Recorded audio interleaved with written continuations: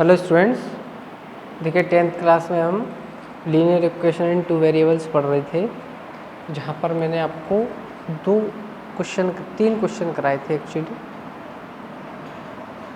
ठीक है, सॉरी 2 ही क्वेश्चन कराए भी मैंने आपको, जिसमें कि पहला वाला जो क्वेश्चन था उसमें आपका दोनों लाइन जो थी आपकी इंटरसेक्ट कर रही थी। ठीक है, और दूसरे में मैंने आपको इंटरसेक्ट कर रही थी और एक्स एक्सिस में उन पर जो ट्रायंगल बन रहा था उसका एरिया फाइंड करना भी बताया था। ठीक है, देखिए उससे जस्ट क्वेश्चन जो है आपका, उसमें यही चीज़ आपको करनी है, बस उसमें आपसे बोला गया है area of triangle formed by these lines and the Y axis. तो वाई एक्सिस के अंदर जो आपका ट्रायंगल बन रहा है उसका आपको एरिया फाइंड करना है। ठीक है, बाकी सारी कुछ ऐसी रहेंगी। इसके बाद नेक्स्ट क्वेश्चन है, उसमें आपसे बोल रहा है show graphically that each of the following given system of equation has infinitely many solution. ठीक है, तो इनफाइनाइटली मैनी सोल्यूशन का मतलब ये है कि दोनों लाइन कोइंसाइड होंगी एक दूसरे पर, यानी कि बिल्कुल एक दूसरे से इस टाइप से आएंगी। मान लीजिए ये और दूसरी लाइन भी इसी के ऊपर। ठीक है, तो इसको आप बोलेंगे कोइंसाइड कर रही है, तभी इन दोनों लाइनों के इनफाइनाइटली मैनी सॉल्यूशन कॉमन होंगे, क्योंकि एक ही लाइन बन जाएंगी दोनों। ठीक है, तो जो पॉइंट पहली वाली लाइन को सेटिस्फाई करेगा वो दूसरी वाली लाइन को भी सेटिस्फाई करेगा। ठीक है, तो इसमें अब आपको करना क्या है कि ये आपको क्वेश्चन दे रखा है 22 वाला। ठीक है, अब इसमें हम पहले क्या करेंगे, वही काम करेंगे। सबसे पहले आप इसमें कोऑर्डिनेट फाइंड कर लेंगे, एक्स और वाई की वैल्यू पुट करके। देखिए इसमें अगर एक्स की वैल्यू 1 रखता हूँ तो आपकी इंटीजर वैल्यू आपको नहीं मिलेगी। ठीक है, एक्स की वैल्यू 2 रखने पर भी नहीं मिलेगी। एक्स की वैल्यू 3 आप रखेंगे इसमें तो आपको मिल जाएगी। एक्स इक्वल टू 3 रखेंगे, देखिए 6 हो गया, 6 से 6 कट जाएगा तो वाई इक्वल टू आपको सीधा 0 मिल जाएगा। तो x इक्वल टू 3 पर y इक्वल टू आपको कितना मिल गया, 0 मिल गया। ठीक है, अब इसके बाद अगर इसमें मैं x इक्वल टू 0 रखता हूँ, देखिए तब भी क्या आएगा, ये 0 हो जाएगा, 3 नीचे आ जाएगा तो 2 मिल जाएगा। तो x इक्वल टू 0 पर आपको y इक्वल टू 2 मिल जाएगा।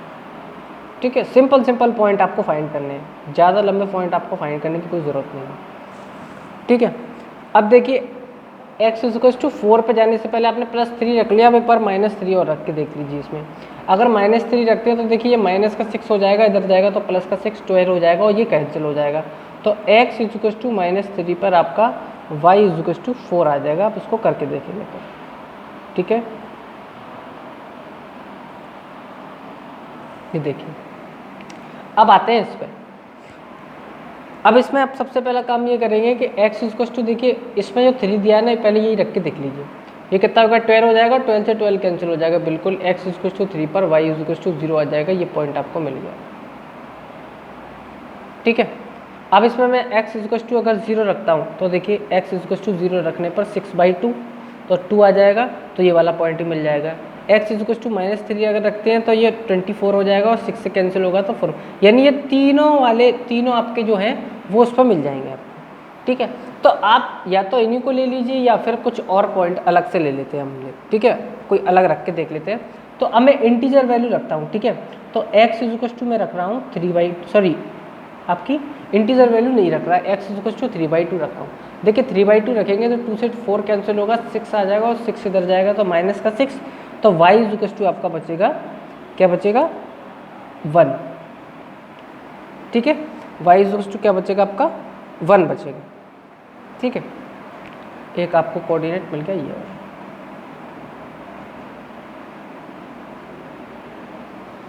ठीक है, और अब x इक्वल टू -3/2 रख लीजिए एक और।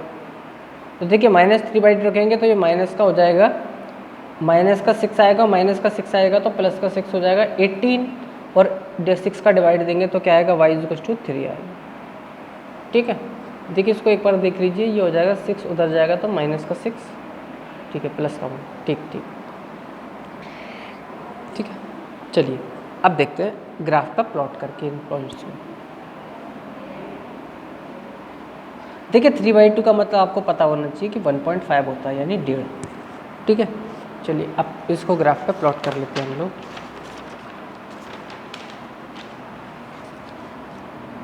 ये आ गया आपका ग्राफ पेपर, ये आपने इसमें ऐसे ड्रॉ कर लिया।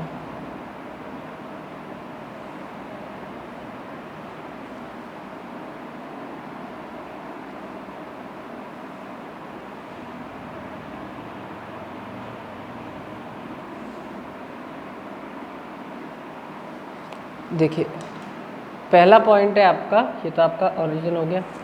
पहला पॉइंट है आपका 3,0, तो x पर 3 यानी 1 2 3, ये रहा 3,0। 3,0 तो मतलब यही आएगा 3,0 आपका, ठीक है, क्योंकि y पे तो आपका 0 है। दूसरा है आपका 0,2, तो x पर 0 और y पे 2, तो ये आ गया 0,2।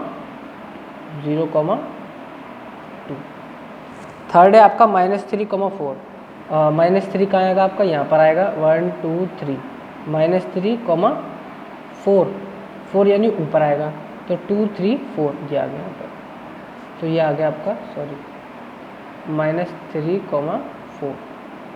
ये तो पहली वाली जो आपकी लाइन थी उसका आ गया पॉइंट, ठीक है। अब देखते हैं सेकंड वाली लाइन की। तो सेकंड वाली लाइन में देखिए ये पॉइंट तो कॉमन था जो हमने एक ले लिया था।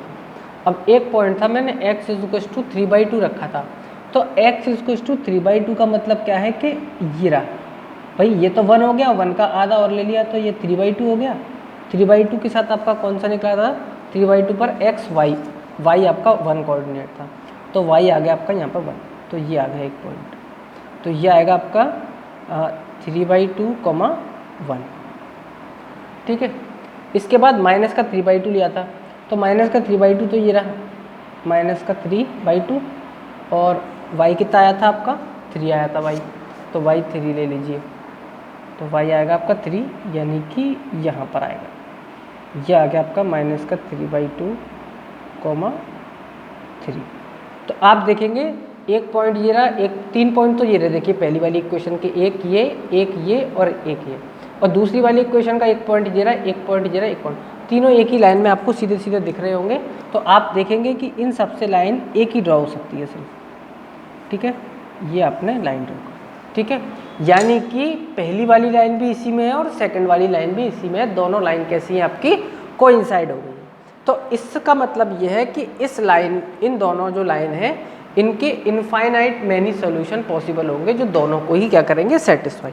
जो सॉल्यूशन पहली वाली इक्वेशन को सेटिस्फाई करेगा वो सॉल्यूशन दूसरी वाली इक्वेशन को भी सेटिस्फाई करेगा ही करेगा, ये इसका मीनिंग है, ठीक है।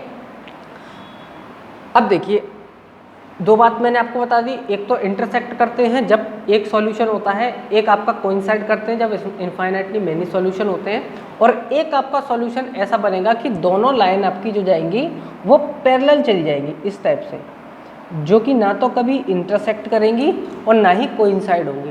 तो इस सिचुएशन में दोनों इक्वेशन के अंदर कोई भी सॉल्यूशन कॉमन नहीं होगा, यानी कि वो कैसा सिस्टम होगा, इनकंसिस्टेंट सिस्टम होगा of linear equation in 2 variables, ठीक है। तो इस आपकी एक्सरसाइज के अंदर सिर्फ इसी टाइप के क्वेश्चन थे, मैंने एक एक टाइप का आपको सब तरीके का क्वेश्चन करा दिया है। इसका क्वेश्चन आप खुद करेंगे, मेथड वही है, जब आप लाइन ड्रॉ करेंगे तो देखेंगे दोनों लाइन आपकी कोइंसाइड नहीं कर रही, ना ही इंटरसेक्ट कर रही है, दोनों एक दूसरे के पैरेलल चल रही हैं। पैरेलल चल रही हैं तो इसका मतलब ये है कि इनमें कोई भी सॉल्यूशन पॉसिबल नहीं हो, ठीक है। तो मेरे हिसाब से आपकी एक्सरसाइज खत्म हो चुकी है। अब हम पढ़ेंगे नेक्स्ट वीडियो में solving simultaneous linear equation by algebraic method. तो इसमें डिफरेंट टाइप्स ऑफ मेथड है सॉल्व करने के लिए, उनको हम देखेंगे। चलिए, थैंक यू।